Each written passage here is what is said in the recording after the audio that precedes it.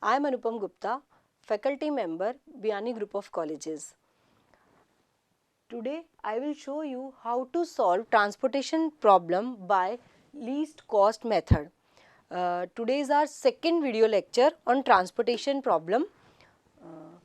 Same question जो हमने video lecture 1 में नॉर्थ वेस्ट कॉर्नर मेथड से सॉल्व किया था, वही सेम क्वेश्चन अब हम लीस्ट कॉस्ट मेथड से सॉल्व करने की कोशिश करेंगे.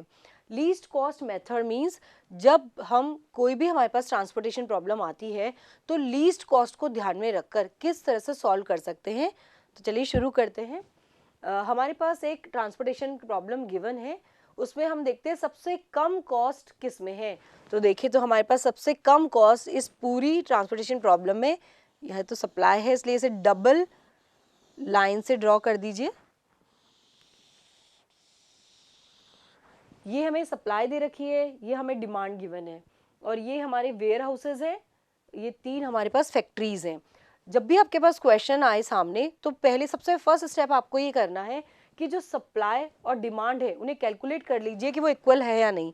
अगर वो इक्वल नहीं है तो उसके लिए हमें उन्हें इक्वल करने की कोशिश करनी होती है.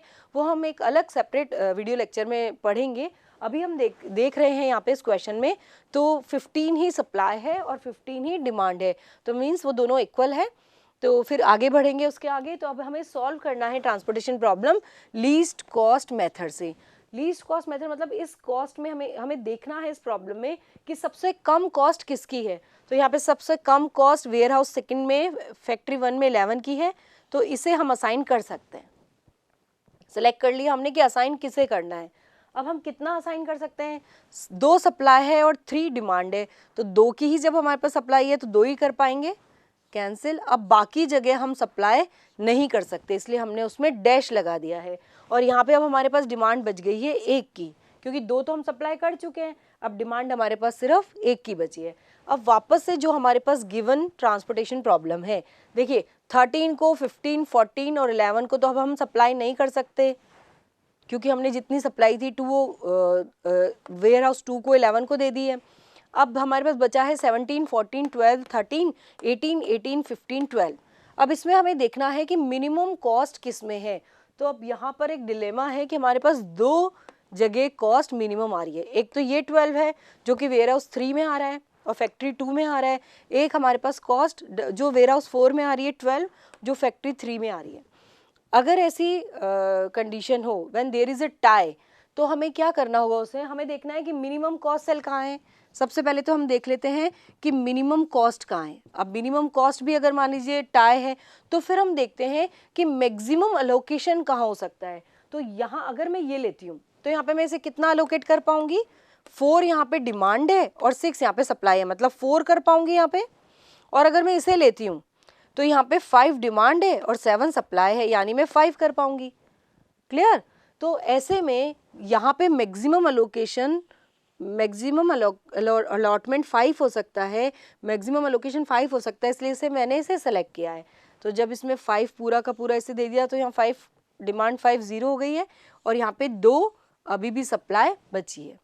फिर से हम वही प्रोसेस शुरू करेंगे.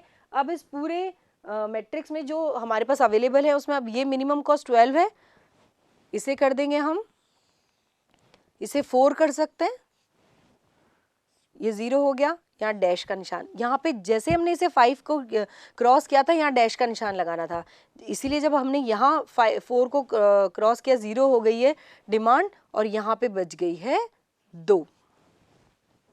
ओके. यहाँ पे 4 हुई तो यहाँ पे डैश लगा दीजिए, यहाँ पे 0 हुई तो यहाँ पे डैश लगाना है, ये ध्यान रखना है. चलिए फिर से शुरू करते हैं. अब जो हमारे पास कॉस्ट मैट्रिक्स अवेलेबल है इसमें से हमारी मिनिमम कॉस्ट आ रही है 14 और हमारे पास कितनी है 1 की डिमांड, सिर्फ 1 कर पाएंगे, ये कैंसिल. और यहाँ पे हमारे पास बच गया 1. अब जो हमारे पास 17 और 18 दो ही कॉस्ट मैट्रिक्स बची हैं तो हम 17 को कर पाएंगे. कितना कर सकते हैं, ओनली 1, क्योंकि हमारे पास सिर्फ 1 अवेलेबल है. और यहाँ पे बच जाएगा 2 और 18 सिर्फ यही एकमात्र कॉस्ट मैट्रिक्स बची है, इसलिए इसे हम 2 कर देंगे. 2 की ही डिमांड है, 2 की ही सप्लाई है. तो फाइनली हमारे पास आंसर आएगा 17. अब हमें निकालना है इनिशियल ऑप्टिमम ट्रांसपोर्टेशन कॉस्ट हमें निकालनी है। Initial optimum transportation cost that is 17 into 1 plus 18 into 2 plus 11 into 2 plus 14 into 1 plus 12 into 4 plus 12 into 5. 1 2 3 4 5 6 1 2 3 4 5 6। जब आप इसे कैलकुलेट करेंगे तो आंसर आएगा 197। IUTC सेम क्वेश्चन जब हमने नॉर्थ वेस्ट कॉर्नर मेथड से निकाला तो आंसर आया था 199, और जब हमने सेम क्वेश्चन को लीस्ट कॉस्ट मेथड से निकाला तो आंसर आया है 197। नेक्स्ट वीडियो लेक्चर में हम पढ़ेंगे कि how we can solve transportation problem through Vogel's approximation method. Thank you.